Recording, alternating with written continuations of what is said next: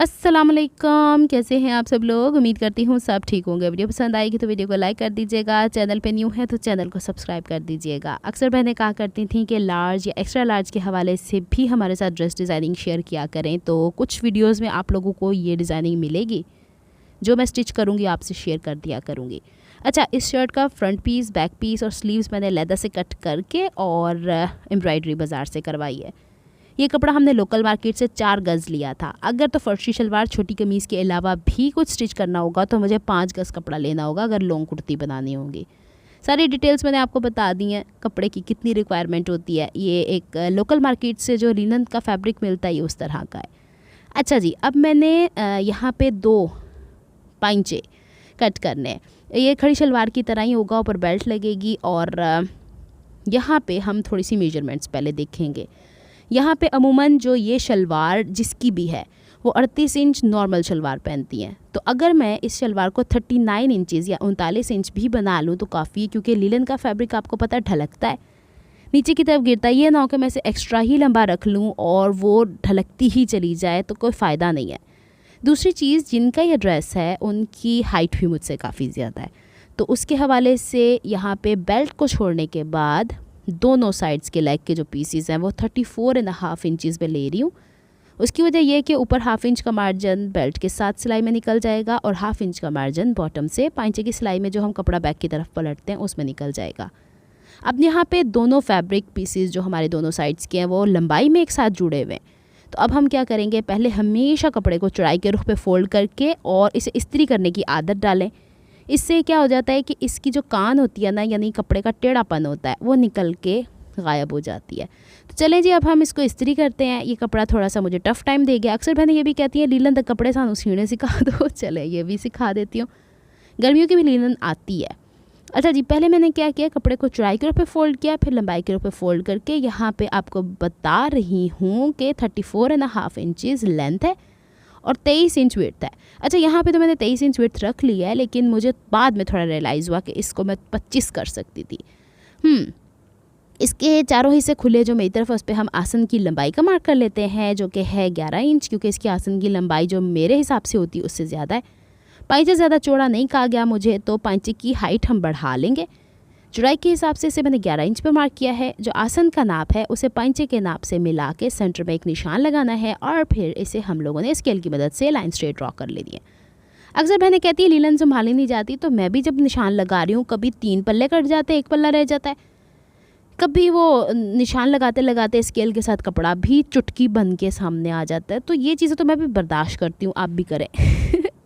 अच्छा, बॉटम से ये जुड़ा हुआ था, चलो एनू भी कट वट लईदा, ज़रा एनू भी पदरियाँ कर लिए। तो इसको अब हम सेपरेट कर लेते हैं। थोड़े से एहतियात के साथ करना पड़ता है। आपके सामने ही हवाओं में उड़ाई जा रही हूँ, कपड़ा कभी उधर कभी उधर, तो प्रैक्टिस के साथ ही आपको आइडिया होगा। अच्छा, जो मैंने कमीज़ की चौड़ाइयाँ निकाली थी यानी फ्रंट और बैक के पल्ले की, वो तो पूरे कपड़े की निकल आई थी। उसी में से जब आप स्टिच करके दिखाऊंगी मैं आपको, तब आपको पता चल जाएगा।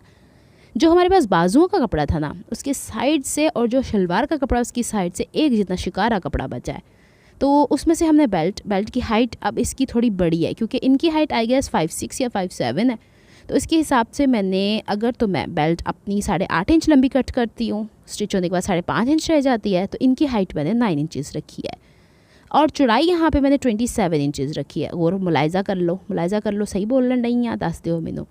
तो चलें, एक तरफ की सिलाई हमने लगा ली है। दोबारा से मेजरमेंट्स आपको दिखा रही हूँ। सिलाई का मार्जिन अब उसमें से निकल गया। बैक साइड पे ये छोटा सा मैंने कट लगाया है ताकि जब इसे मैं अटैच करूँ शलवार के साथ तो गाइडलाइन रहे। फिर जो मैंने सिलाई का मार्जिन है उसको छोड़ने के बाद यहाँ से 5.5 इंच का निशान लगाया। अब ये 5.5 इंच का निशान हमने चारों तरफ लगाना है। ये वो 5.5 इंच का निशान होता है जिसमें फ्रंट की तरफ आपकी प्लीट्स आती हैं, बड़ी प्लीट से बड़ी प्लीट के मुंह तक का वाला हिस्सा कवर होता है, और बैक पे अगर कोई कपड़ा एक्स्ट्रा बचा होता है तो इसके अंदर सिमटता है। चलें जी, और बीच के जो बिल्लियाँ हैं यानी बीच के जो निशानात हैं वहाँ पे कपड़ा स्ट्रेट रहता है। अब हमने शलवार की सिलाई का आगाज़ करना है और यहाँ पे सबसे पहले इसकी आसन की सिलाई कर देनी है। अच्छा, एक तरफ तो ये कन्नी आ गई है, दूसरी तरफ ये खुला हिस्सा है, तो लीलन के फैब्रिक को मैं साथ साथ ओवरलॉक करती गई हूँ। इंटरलॉक की मेरी मशीन अलग है। फिर इसके बाद मैंने 2 इंच की साइड प्लीट्स यहाँ पे डाली हैं और मिरर इमेज इधर से इधर, इधर से इधर, यानी एक दूसरे को मुंह फेस करना चाहिए। और यहीं पे आके मैं कह रही थी कि मुझे शलवार की चौड़ाई यहाँ पे 26 इंच रखनी चाहिए थी। तो चलो छेती के साथ हम इसको यहाँ पे वड्डी प्लीट को स्टिच कर लेते हैं, 1 पाँव के गैप से ये कर लिया करें, और फिर दूसरी तरफ भी हम प्लीट को स्टिच कर लेते हैं। अच्छा, ये कपड़ा ना घेर चुके ज़्यादा हो जाता है, कमीज़ की निस्बत शलवार को स्टिच करना थोड़ा टफ हो जाता है। ये धड़म भड़म नीचे गिरी चला जा रहा था। पीनो मेरे साथ वीडियो बना रही थी, वो बेचारी बार बार पकड़ के मुझे दे। बहरहाल जी, अब हमने इसकी प्लीट्स डाल ली हैं। अब हम बेल्ट अटैच करने जा रहे हैं। तो बेल्ट अटैच करने के लिए जो हमारे पास राइट साइड की बड़ी प्लीट है, वहाँ से हमने जो 5.5 इंच का फ्रंट की तरफ आने वाला गैप था वहाँ तक मेजर किया है, और बैक की तरफ से ये सिलाई लगानी स्टार्ट की है। बैक की तरफ जो 5.5 इंच का गैप है ना, वहाँ से हम लोगों ने सिलाई लगानी स्टार्ट करनी है, और फ्रंट की तरफ का जो 5.5 इंच तक का गैप है उसमें सीधे सीधे आना है, कोई दाएं बाएं नहीं मुड़ना, और इसमें कोई भी आपने प्लीट्स को अटैच नहीं करना या प्लीट्स को बीच में स्टिच नहीं करना। कुछ दिनों पहले मैंने ड्रेसिंग में यहाँ पे रमज़ान में ख़ास करके फर्शी शलवार की स्टिचिंग के बारे में कुछ डिटेल्स शेयर की थी। उसमें मैंने ये प्लीट्स आपको मेजरमेंट के हिसाब से बताई थी। आप वो डालना चाहती हैं वैसे कर लें, आप इस तरह करना चाहती हैं इस तरह कर लें, आप छोटी प्लीट्स डालना चाहती हैं, बड़ी प्लीट्स डालना चाहती हैं, चुन्नटें नहीं होंगी यहाँ पे, ये याद रखिएगा, होंगी इसी तरह की प्लीट्स। बड़ी डालनी है तो बड़ी डाल लें, छोटी डालनी है तो छोटी प्लीट्स डाल लें। सेंटर सीट तक हम बैलेंस करते जाते हैं। फ्रंट की तरफ जो हमारी प्लीटों का डायरेक्शन होती है या रुख होता है वो आसन की तरफ होता है, और बैक की तरफ आसन से दूरी पे होता है। कोशिश करें कि ये शलवार ऐसी स्टिच करें जिसके बैक के ऊपर भी प्लेट आए, भले छोटी चुन्नी मुन्नी सी आए पर आए। उठने बैठने में दुश्वारी होनी शुरू हो जाती है। चलें जी, इसको अब मैं जल्दी से प्लीट्स की डायरेक्शन, अच्छा पता है क्या, सिलाई वाले वीडियो को अगर तभी एडिट करके फास्ट ना कर दिया जाए तो ये ऐसे लगता है कि पता नहीं कितनी लंबी वीडियो हमने बना दी है, सिलाइयाँ ही नहीं मुकनते आंदियाँ। लेकिन अच्छी बात है आपको समझ में आए कि लिलन के फैब्रिक को भी आप आराम से हाथों में लेके स्टिच कर सकते हैं। ये कोई आसमान से उतरी मखलूक तो है ही नहीं, कपड़ा ही है ना, इसको भी आप हैंडल करना सीखेंगी तो आ ही जाएगी। तो चलें जी, यहाँ तक हो जाता है। अब छेती छेती के साथ इसके बैक वाली साइड तक जाते हैं। और इस वक्त रात के 4 बजे में, आज अम्मों के कान में दर्द हो रही थी, उन्होंने मुझे 2 बजे का जगाया हुआ है। ਹੁਣ अद्धी रात में भुख लगन रही है, गैस भी नहीं आन रही होनी, तो मैं रोटी कितने पका के खावा। आए हाय, अभी मुझे कह रही तुम्हारा क्या काम रह गया जो उठ के बैठ गई हो। मैंने कहा आपने उठाया मुझे। अम्मू की सेहत के लिए दुआ कीजिएगा, उनकी सेहत आजकल ज़्यादा ही ख़राब रहना शुरू हो गई है, तो थोड़ी बहुत भी दर्द होती है ना, अब उनसे बर्दाश्त नहीं होती, बुज़ुर्ग हो गए ना, तो फिर वो बच्चों वाली हालत हो जाती है। तो उन्हीं के लिए लगी थी, दवाई वगैरह दी है उनको, और अब वो थोड़ी देर के लिए सोई हैं। तो मैंने शुक्र का कलमा पढ़ा, फिर मैंने कहा जब मैं जाग गई हूँ तो मैं 22 ओवर भी कर लेती हूँ। चलें, अब ये दूसरी प्लीट को यहाँ से हम स्टिच करके, बैक साइड पे एक चुन्नी मुन्नी ही प्लीट आई है भाई, एक राइट पे एक लेफ़्ट पे, चलो इन्हों वधियाँ कर दें, आए हाय विधियाँ कर दें। यहाँ पे मैंने 37 इंच चौड़ी ली थी इलास्टिक, जो हाफ इंच ओवरलैप हुई है, तो 36 इंच रहेगी है। इसको हमने वैसे ही अटैच कर देना है जिस तरीके से हम नॉर्मल शलवार में अटैच करते हैं। अच्छा, इस वक्त पे ना शायद मुझे भूख लगी हुई थी तब भी जब ये वीडियो बना रही थी तब भी मेरे हाथों की ग्रिप भी नहीं बन रही थी कपड़े के ऊपर, और दूसरा ये कपड़ा लुढ़क के ना टेबल से कुछ ज़्यादा ही नीचे डिगी पजी जा रहा था। अच्छा ना, कुछ बाज़ात कमेंट्स ऐसे अजीब व गरीब से आ जाते हैं कि आप थक जाती है बोलते बोलते तो बोला ही कम करें। तो मुझे ये बताएं कि जो वीडियो चल रही होती है इसे गूंगियाँ छाट दिया करा। म्यूज़िक तो मैं आपको बताऊँ मुझे कोई इतना पसंद नहीं है, और म्यूज़िक सुनने से मेरे सर में दर्द लग जाती, तो मैं समझती हूँ अगर मैं भी म्यूज़िक लगा दूँगी तो फिर आप लोग भी बोर होना शुरू हो जाएंगे। और मैं कोशिश करती हूँ कि हर वो डिटेल्स आप लोगों से शेयर कर दिया करूँ जो कि आप लोगों के लिए फ़ायदेमंद रहती है। और अगर मजाक भी करती हूँ तो एक हद तक रह के होता है, मैं बियॉन्ड द लिमिट्स तो कभी नहीं जाती। बहरहाल जी, अब हम इसको, अभी थोड़ा सा ना कपड़ा बढ़ गया था, उसको मैं थोड़ी सी चुन्नट दे के वहीं पर एडजस्ट कर लिया। कपड़े में कोई टेढ़पन थोड़ा बहुत हो ही जाता है। अब मैंने बखिए का साइज़ बड़ा कर लिया था, मशीन का जो टांके का साइज़ होता है, और फिर सेंटर की सिलाई लगा दी थी। फिर इसके बाद यहाँ पे जो मैंने पाइंचे के ऊपर सिलाई लगानी है, वो पाइंचे पे मैं मर्दाना बुकरम नहीं लगाऊंगी। उससे पहले ये जो बड़ी प्लीट्स हैं इन्हें आपस में एडजस्ट करके लेंथ देख लेते हैं कि हाँ कहीं ज़्यादा तो नहीं हो रही, ज़्यादा तो फिर छोटी की जा सकती है। लेकिन जब मैंने इसे मेजर किया तो इट वॉज़ ऑल ओके, कोई मुश्किल नहीं पई है। बस हाफ इंच का मार्जिन नीचे छोड़ के, असा नहीं, हाफ इंच का मार्जिन छोड़ के हम लोगों ने यहाँ पे बुकरम लगानी है। यहाँ पे हम हाइट मैक्सिमम 4 इंच कर सकते हैं, लेकिन चूँकि मेरे पास जो कपड़ा बचा हुआ था नीचे पाइंचे में लगाने के लिए वो था ही 4.5 इंच का, तो मैंने ये वाली बुकरम, मैंने आपको 2 तरह की बुकरमें दिखाई हैं। एक लाइक्रा फ्यूजिंग जो नेट पे है, और ये लाइक्रा फ्यूजिंग का बड़ा भाई है जो कि थोड़ा सा हार्ड होता है, इसके ऊपर केमिकल ज़्यादा लगा हुआ, होती नेट ही है। तो ये वाला मुझे पाइंचों पे लगा हुआ ज़्यादा बेहतर लगता है, इससे फॉल भी अच्छी आ जाती है। वो जो मर्दाना बुकरम है ना, उसको मैं बुरा नहीं कह रही, लेकिन वो एक दफ़ा जब वॉश हो जाता है ना तो वो उसमें अजीब से लकवाई हो जाता है, उसको फालिजी हो जाता है बुकरम को, उसको फिर आपको हैवी ड्यूटी जो या फिर बहुत ज़्यादा स्प्रे करके फिर आपको इस्त्री करना पड़ता है। ख़ास करके जब मैंने 2.5 इंच हाइट का या 4 इंच हाइट का वो इस्तेमाल किया तब की बात है। 1 इंच का तो हम कंट्रोल कर ही लेते हैं। फिर इसके बाद मैंने ये 3.5 इंच हाइट की बुकरमें कट की थी। इसे मैंने डायरेक्टली पंचे की बैक साइड पे लगा लिया है। फिर यहाँ पे इसके बैक साइड पे वही कपड़ा रख के, यानी सीधी साइड पे कपड़ा रख के, और बुकरम से थोड़ी सी दूरी पे मैंने यहाँ पे नॉर्मल जो टांका होता है हमारा, उससे मैंने यहाँ पे सिलाई लगा लिया। और यहाँ पे अब मैंने इसको पंचे को पहले तैयार कर लेना है, फिर इसके बाद इसके ऊपर आपको और बहुत सारी चीज़ें मिलने वाली। पहले मैं सिलाई तो पूरी कर ला। अच्छा देखें, चूँकि हमारा जो शलवार का कपड़ा होता है चौड़ाई के रुख पे होता है, नीचे जो हमने कपड़ा लगाया हुआ होता है वो लंबाई के रुख पे होता है, तो ये सिल्वर थोड़ी बहुत आ जाती है, तो इससे घबराते नहीं हैं, हमेशा फोकस करते हैं कि काम अच्छा हो।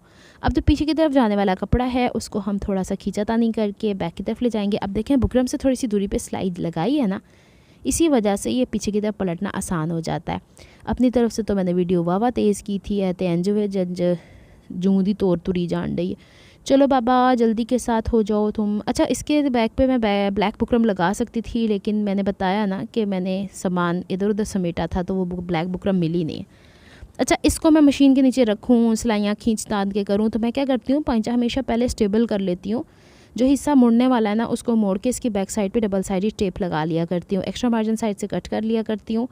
तो ये मेरे लिए काफ़ी हैंडी है। देखें, ये मैं भले अपने ड्रेस स्टिच करूँ या मैं कमाई के लिए किसी के भी बहुत कम रेयर आउटसाइडर्स के कपड़े में स्टिच करती हूँ, इन चीज़ों का मैं बहुत ध्यान रखती हूँ, क्योंकि अल्टीमेटली कपड़ा तो स्टिच मैंने ही करना है ना, तो मैं अपने आप को क्यों मुश्किल में डालूँ, है ना। तो इतनी महंगी भी नहीं कोई बुकरम आती है। अब बॉटम के ऊपर मैंने बिल्कुल कोने की सिलाई लगा देनी है, और बाद में आके मुझे पता चला है तो मैं पुट्ठे पासों सिलाई लान रही सा, तो फिर मैंने सीधी तरफ करके सिलाई लगानी शुरू किया। फिर इसके बाद ये वाइट कलर का हीट इरेजेबल पेन है। इसके बारे में ये कहते थे शॉप वाले कि ये जब आप अप्लाई करती हैं या लाइक इसे यूज़ करती हैं तो उसके थोड़ी देर बाद इसका रिज़ल्ट आता है। अभी आपको पता चल जाएगा वो सच्चे थे या झूठे हैं। फिर मैंने 3.5 इंच की हाइट पे निशान लगाया, क्योंकि इसमें मुझे पता ही नहीं चल रहा था कितनी दूरी पे मैंने निशान लगाना है। तो चलो जी, ए देखो हुण, ओ देख लो नज़र आन डया ग्रे कलर, ये धीरे धीरे डार्क हो गया है। तो ये वर्ड्स पाएंगे चीज़ें लेके रख सकते हैं आप, लेकिन बस आपने हीट से इसे दूर रखना और फ्रिज में नहीं रख देना, पता लगे हीट से दूरी पे नॉर्मल टेम्परेचर पे इसे रखना होता है। अब ये मैंने निशान इसलिए लगाया है कि यहाँ पे बस एक और सिलाई लगानी थी, बीच में मैं कोई इतनी ज़्यादा सिलाइयाँ नहीं लगान दी, एडी कोई पख नहीं पई हुई मैनू। तो चलो अब हम इसकी सिलाई को कंप्लीट करते हैं। फिर इसके पांचे की चौड़ाई मैंने रखी है जनाब 10 इंच के करीब, और फिर वो भी दिखाती हूँ। और आसन मैंने इसकी 15 इंच रखनी थी, और यहाँ 10 इंच से जो 15 इंच तक का आसन का निशान है ना, वो आपने स्ट्रेट इंच टेप की मदद से नापना है। और आसन को नापने के लिए आप इस तरह जो इलास्टिक है ना, फ्रंट और बैक एक जितनी हाइट पे रखा करें, और फिर यहाँ तक इसका निशान जो लगाना है। इसीलिए मैंने आसन थोड़ी ज़्यादा रख ली थी, और यहाँ से हल्का सा गुलाई का नाप दिया करें, एकदम तिकोना ना कर दिया करें। ये वजह भी बनती है, जो यहाँ से जो आप कहते हैं म्यानी वाली जगह से शलवार घूम घूम के वो बाजुकात उरेब कपड़े की भी कटी होती है, बाजुकात ये भी वजह हो सकती है। तो हर चीज़ को देखभाल के करना चाहिए। पंचे के ऊपर आपने सिलाइयाँ ऐसे लगानी होती हैं कि 3-4 मतलब पक्का होए ना, ये काम क्या हो गया। फिर इसके बाद यहाँ पे जो सिलाई लगाई जाती है थोड़ी सी खींच के लगा लिया करें, क्योंकि रेप कपड़ा होता है, इसमें स्टिफ सिलाई चलती नहीं है। जब आप यहाँ पे सिलाई करती हुई ऊपर की तरफ जा रही हैं तो आसन से ये जो सिलाई फ्रंट की है बैक से ज़रूर मिला लिया करें, और फिर इसकी सिलाई को यहीं पे स्टॉप नहीं कर देना, इसको ऑल राउंड स्टिच करते हुए दूसरी तरफ तकरीबन 2-4 इंच नीचे तक उतार लिया करें। फिर दूसरी तरफ पांचों को पकड़ करके ऐसे ही सिलाई लगा लिया करें। इस तरीके से हल्का सा हाथ से ही स्ट्रेच दे लिया करें, इसको यहाँ से तरीके से खींच के ले जाएं और दूसरी तरफ ले जाके टिशू फिशू कर दें। फिर इसके बाद जो एक्स्ट्रा मार्जिन अंदर कपड़े का वो कट कर लिया करती हूँ, क्योंकि मैंने ओवरलॉक करना होता है। अच्छा, मैंने शायद पहले भी बताया कि ओवरलॉक की मशीन अलहदा होती है, सिलाई की मशीन अलहदा। तो ओवरलॉक मुझे करनी भी ज़रूरी थी इसकी, क्योंकि लीलन का फैब्रिक आपको पता है कि तारें इसकी निकलती हैं बहुत ज़्यादा, और धोने के बाद तो कुछ ख़ास ही बेचारा बेकार हो जाता है। अब जब मैंने इसे सीधा किया है तो ये वाला मार्जिन जो हमारा है, इसे थोड़ा सा सिलाई का खोल के अच्छे से इसकी क्रीज़ बिठा लेते होते हैं। फिर इसे आराम से आप इस्त्री करें। अभी मैं आपको इसकी कंप्लीट लुक दिखा देती हूँ। उम्मीद करती हूँ आपको ये समझ में आ गई होगी। ये था हमारे पास एक्स्ट्रा लार्ज या लार्ज क्या फर्शी शलवार, और इसकी कमीज़ में कढ़ाई बहुत प्यारी सी मैंने करवाई हुई है, माशाल्लाह बहुत खूबसूरत कढ़ाई हुई है। मैं आपसे शेयर करूँगी, उसे देखना मत भूलिएगा और बताएं मुझे कि ये आपको अब खुशी हुई कि मैंने लार्ज साइज़ के कपड़े सी अच्छा, इसकी बेल्ट के ऊपर जब मैंने बेल्ट अटैच किया ना, वहाँ पे मैंने हाफ बूट के गैप की सिलाई नहीं लगाई है। ज़रूरी नहीं होता, मोटे कपड़ों में तो खासकर ज़रूरी नहीं होता, पतले कपड़ों में वो ज़रूरत होती है। तो this is the complete look of this shalwar. मिलती हूँ नेक्स्ट व्लॉग में। अपना बहुत ख्याल रखिएगा, मुझे दुआ में याद रखिएगा। रब रखा, फ़ी अमान अल्लाह, रब की अमान। थोड़ा सा मैं लम्मा भी पै जाऊँ, थोड़ा सा मैं सो भी जाऊँ। रब की अमान, अल्लाह हाफिज़।